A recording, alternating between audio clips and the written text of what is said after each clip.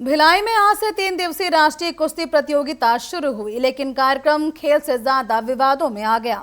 मुख्य अतिथि के रूप में पहुंचे कुश्ती संघ के पूर्व अध्यक्ष बृजभूषण शरण सिंह ने आयोजन पर टिप्पणी करते हुए कहा कि ऐसे आयोजन चंदा और भीख मांग कर कराए जाते हैं। इस बयान पर आयोजकों और खिलाड़ियों में नाराजगी फैल गई। उनके खिलाफ पहले से लगे आरोपों के संदर्भ में भी चर्चा तेज हो गई है और मामले ने खेल की गरिमा और मंच की मर्यादा पर सवाल खड़े कर दिए हैं। जैसी व्यवस्था होती है, मौसम के अनुकूल होता है, वैसी व्यवस्था होती है। व्यवस्था में कोई कमी नहीं है। यहाँ पर एसी लगा हुआ है, कूलर लगा हुआ है। इससे खराब व्यवस्था में भी होती है, क्योंकि इसके लिए कोई फंड नहीं होता है। स्थानीय इकाई चंदा मांग करके, भीख मांग करके इसको कराती है। इनको कोई सहयोग नहीं होता है। खेल को आगे नहीं बढ़ा पा रही है। आप शांत रहिए, आप शांत रहिए। आपको खेल के बारे में ABC सुनिए, मैं जानता हूँ, मैं कह रहा हूँ, सुनो। आप ABCD नहीं चलाएंगे खेल के बारे में। सुनिए, पहले सुनिए। आपने बहुत गलत शब्द उठाया। आपने मोदी सरकार के ऊपर आरोप लगाया। आपने मोदी सरकार के ऊपर आरोप लगाया। मैं जानता हूँ ये नहीं चलाएंगे आप। जब आपको ABCD की जानकारी नहीं है, पहले मेरी बात सुनो। आपने क्यों बोला भीख मांग के चल रहा है करके? चंदा मांग के चल रहे हैं सर, आप कह रहे हैं। मैंने बोला कहीं फंड की जरूरत पड़ रही है। नहीं, मैंने बोला, सुनिए, मैं जानता हूं कि आपका दिमाग जो है विवाद की तरफ है। मैं जानता हूं आपका दिमाग विवाद की तरफ है।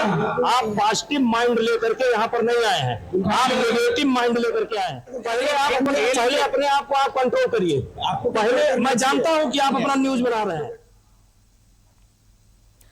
तो ये थे बृजभूषण शरण सिंह और आपने इनको सुना और इनके विवादित बयान के बाद अब काफी ज्यादा विवाद गहरा गया है और इन्होंने कुश्ती संघ के दौरान ये कहा कि ऐसे आयोजन चंदा मांग कर और भीख मांग कर कराए जाते हैं, जिसके बाद आयोजकों और खिलाड़ियों में काफी ज्यादा नाराजगी देखी जा रही है और उनके बयान एक बार फिर से सुर्खियों में है। बता दें कि इससे पहले भी वे विवादों में घिर चुके हैं। चलिए ज्यादा जानकारी के लिए सीधा रुख करते हैं हमारे सहयोगी सुबोध तिवारी का।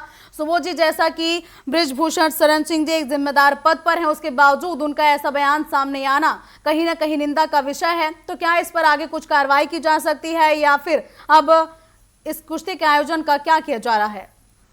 देखिए, बड़े ही जतन से भिलाई के खेल विशेषज्ञों ने, जानकारों ने, प्रेमियों ने इस कुश्ती का आयोजन किया, जिसमें जो कि अंडर 20 पहलवानों की कुश्ती है, राष्ट्रीय स्तर की कुश्ती है।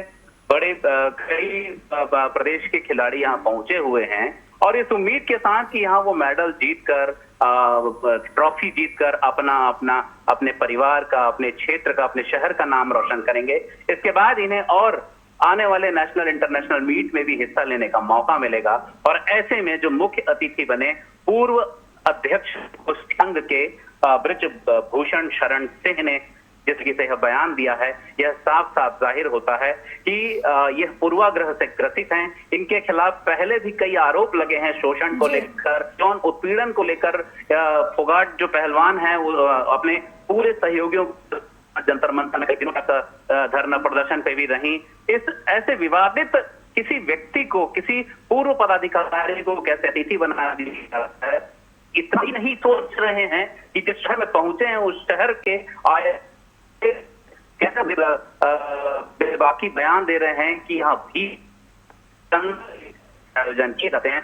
समझ आता है कि यहाँ पर खेलो इंडिया के तर्ज पर बड़े बड़े खेल प्रतियोगिताएं हो रही हैं, ग्रामीण खेल प्रतियोगिताएं हो रही हैं। तो ऐसे में भीख और चंदे वाली बात कहां से आ जाती है, जबकि केंद्र की जी खिलाड़ियों के लिए आगे बढ़कर काम कर रही है। जी कमलेश्वरी, जैसा कि आपने बताया कि ऐसे कई बार विवाद उनके लिए सामने आ चुके हैं, तो ऐसे विवादित व्यक्ति को क्या ऐसे किसी प्रचलित खेल में मुख्य अतिथि बनाना शोभा देता है और क्या उनका इस तरीके से बयान लोगों, खिलाड़ियों के लिए सही होगा?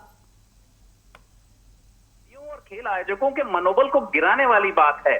जब उन्होंने ऐसा बयान दिया तो उनके आसपास बैठे अन्य अतिथियों ने भी आपत्ति दर्ज करने की कोशिश जरूर की, मगर चूंकि वह अतिथि विशेष मुख्य अतिथि के रूप में वहां पे मौजूद थे, तो लेकिन आयोजक के उतर गए थे, मायूस हो गए थे। और जब ये खिलाड़ियों तक पहुंची कि इन्होंने इस तरीके से भीख बात बयान दिया है इन्होंने, तो वे भी काफी मायूस दिख रहे थे। और ऐसे में आयोजन कर्ताओं पर एक सवालिया निशान भी लग जाता है, क्या इस तरह के जो बड़े आयोजन होते हैं वाकई भीख मांगकर या चंदा मांगकर आयोजित किए जाते हैं? जी बिल्कुल, किसी जिम्मेदार व्यक्ति द्वारा इस तरीके से बयान देना कहीं ना कहीं खिलाड़ियों में जो है उत्साह को कम करने वाला है। अब देखने वाली बात होगी कि इस पूरे मामले में क्या कुछ नए मोड़ सामने आते हैं। फिलहाल तमाम जानकारियों के लिए आपका धन्यवाद सुबोध।